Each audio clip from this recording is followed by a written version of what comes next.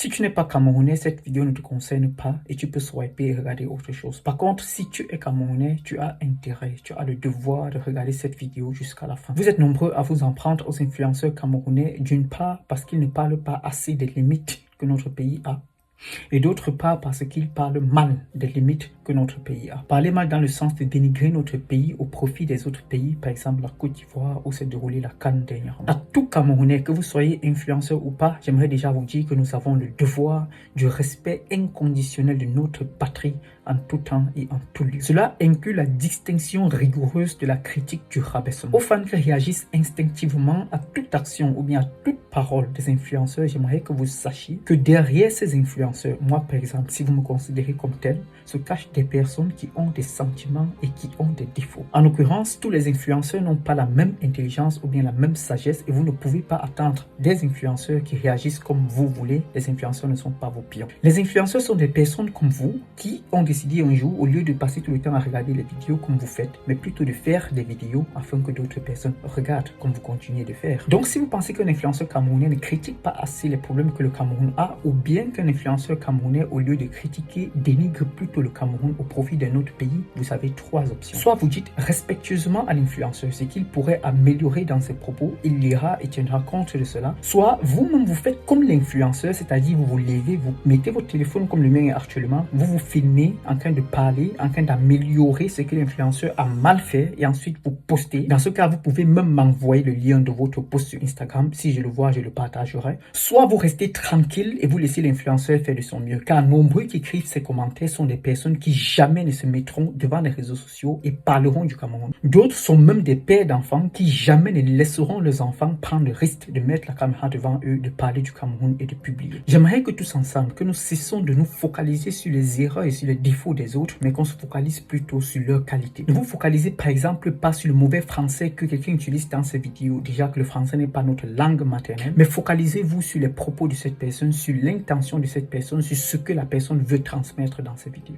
Sachez que nous ne sommes pas des personnes parfaites, nous sommes des personnes pleines de défauts et des fois l'émotion liée aux souffrances que nous avons déjà eu à endurer, car toute personne a une histoire, prend l'avance sur l'intelligence que nous avons lorsqu'on fait des vidéos. Cessez de dénigrer directement les gens, écoutez les gens et essayez de vous mettre à la place des gens. Et à tout influenceur camerounais, j'aimerais dire, quelle que soit la raison pour laquelle nous sommes sur des réseaux sociaux, que ce soit pour chercher l'argent, pour chercher les femmes, pour la célébrité, je ne sais pas quoi, nous avons un devoir maternel et primordial qui nous lie à cette portion de terre sur laquelle nous sommes nés. On se doit de la défendre. Des milliers de personnes sont mortes pour défendre cette portion de terre. On se doit de façon inébranlable d'être respectueux envers ces personnes. Nous devrons toujours garder en tête que nous avons une patrie à défendre, une patrie dont on doit distinguer du gouvernement en place. Je suis arrivé au thème de cette vidéo. N'hésitez surtout pas à donner vos avis dans les commentaires. Écrivez, exprimez-vous, car tout avis doit être écouté, mais restez respectueux, s'il vous plaît.